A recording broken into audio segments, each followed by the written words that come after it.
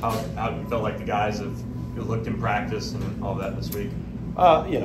They've been intentional and excited because we're playing Saturday. So I thought Tuesday and I thought today being Wednesday, I thought we're good. Our preparation's been good. Now we got to go play.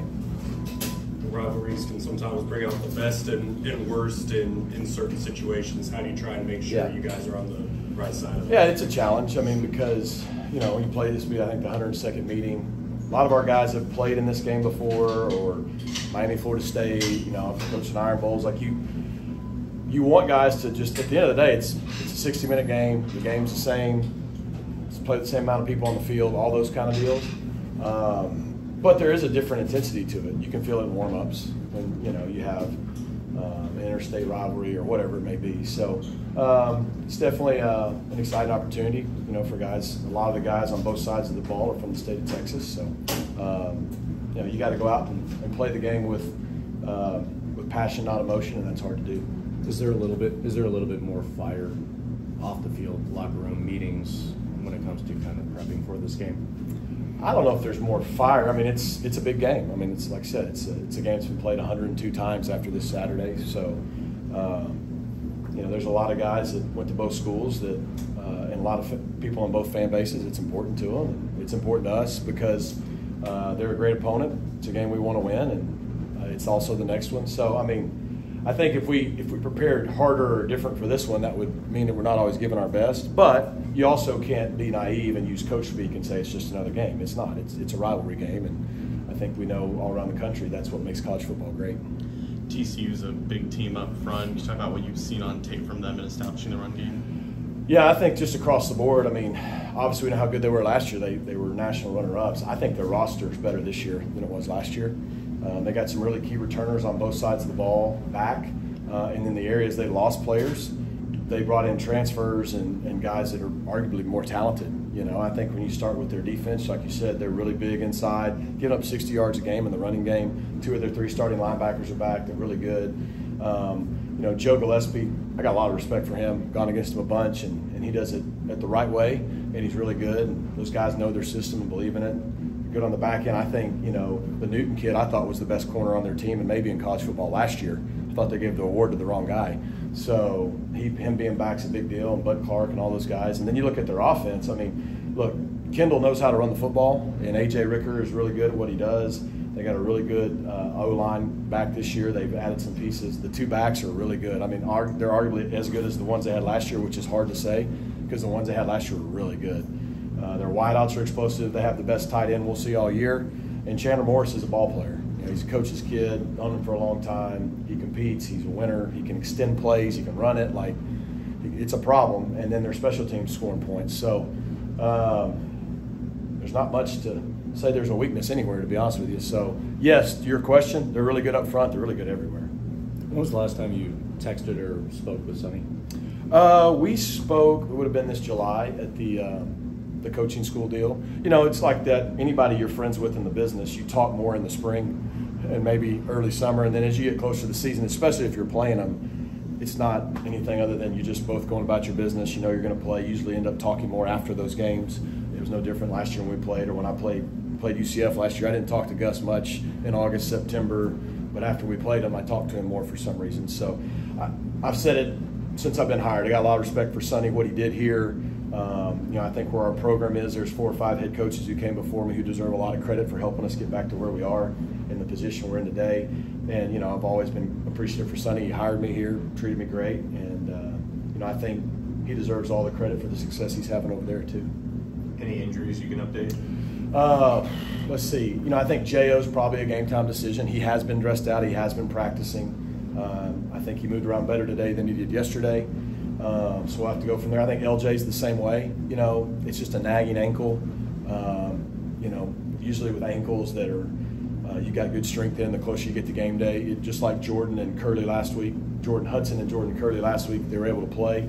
So I feel good. I feel like we'll get Crossley back. He's practiced yesterday and today. So all in all, we're in pretty good shape.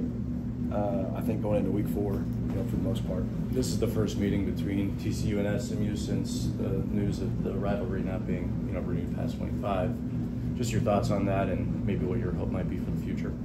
I think my thoughts on it right now is I'm just kind of worried about us playing this week. You know, we got 3 more games on the schedule, so that's something that's going to get addressed down the road. But we're really focused on playing them this week. I mean, I think, look, rivalries are great for college football. Unfortunately, with a lot of the things going on, a lot of them are discontinuing or pausing for a lot of various reasons. We're going into a different conference, all those things. But I think just doing the best we can to stay present, focus on, the 2023 Skillet game. I know Jordan Hudson had a connection with SMU before he transferred here, but what was it about him on and off the field that made him such an important player to add to this team? Yeah, well, he's super talented. Obviously he'd been committed here, then he went with the staff over there. Even when we were at Miami, we offered him Miami. He was that talented of a player. But then when you're in the city of Dallas, there's great players everywhere, but if you can keep the best players home, that's a big deal. And so I think the talent was great. I think at the end of the day, he was coming to SMU originally for a reason. He wanted to play in his hometown. Coaching changes affect a lot of people. It makes a lot of sense that he went over there, but I think after being there a year, he decided he wanted to be here, and where his family is and where he always grew up wanting to play. And I think he's where he's supposed to be. For the run game, there seems like it's been a lot of start and stop, obviously changes offensive line, running backs out. How important is it to maybe start to get some consistency from that? It's real important, and you're right. I think we've got better pieces. I think even statistically, we are probably a little better running the ball, but it's still not been the way we want it to be. And now we're going up against a team that gives up 60 yards a game. But you got to be balanced. I think the team in this game that can have good balance and not turn the football over is going to have the most success on offense. We know they can be really explosive, but it all hinges on them being able to run the football. I think it's the same with us. We're not trying to drop back and throw it 50-plus times. And so it's a combination of getting guys healthy up front, not having the musical chairs as much. I think it's a combination of the backs being available consistently. Unfortunately, we ran into the same issue last year, the first 3 or 4 games. And you saw late in the season, the O-line stayed consistent. And even if it was Tyler Levine and Roderick Daniels, we got consistency at one point from the backs, and our run game got better. And so, with this game and conference coming up, there's no time like now for us to maybe get a little more consistent running it. What are some of the challenges that Joe Gillespie's defense? Yeah, it's just a unique scheme. It's people call it. It's not really a 3-3 stack. It's an odd robber defense that people have gone to in the last 5 to 10 years. He was one of the first up at Tulsa to start doing it and doing it really well. So they present you with a 3-man front. They always could be in a drop 8 coverage. And the way they play their zones, there's always a robber in the middle of the field. So they can play cover 2, cover 4, man. They can do all their things out of it. Have the middle of the field kind of eliminated. At the same time, have 8 eyes on, other than the 3D linemen, have 8 people looking in the backfield when they play their zone. So where you hand it off and it looks like you got numbers, there's a lot of people coming downhill, and that robber makes it hard to play action and throw it over the top. So it's just unique. He plays a lot of man with it too, and they have different pressures out of the stack. And I think what all good coordinators do is they have an identity. That's what they do. They have 3 or 4 main calls. They do it over and over again, and they're really good at it.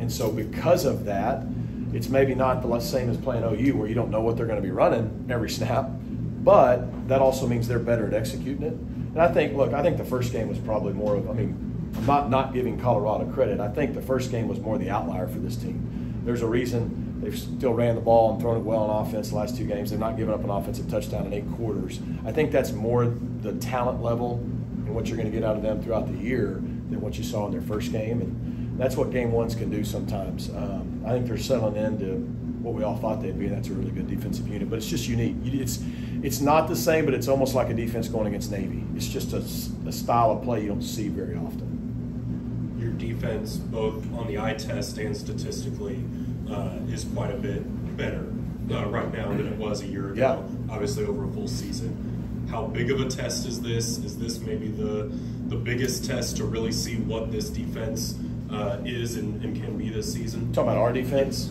Yeah, I think so. I just think because I think they've got the best backs in running game we've played thus far, and the quarterback can really run around and extend plays, and they've got skilled players. So I think they've got the most balance we've seen and the most explosiveness we've seen. And obviously we played OU; they're really stinking good. But it's going to be a challenge for 4 quarters to keep that from being explosive, stop the run, not let the quarterback get loose, and It's going to be hard. It's going to take a complete game and a complete effort.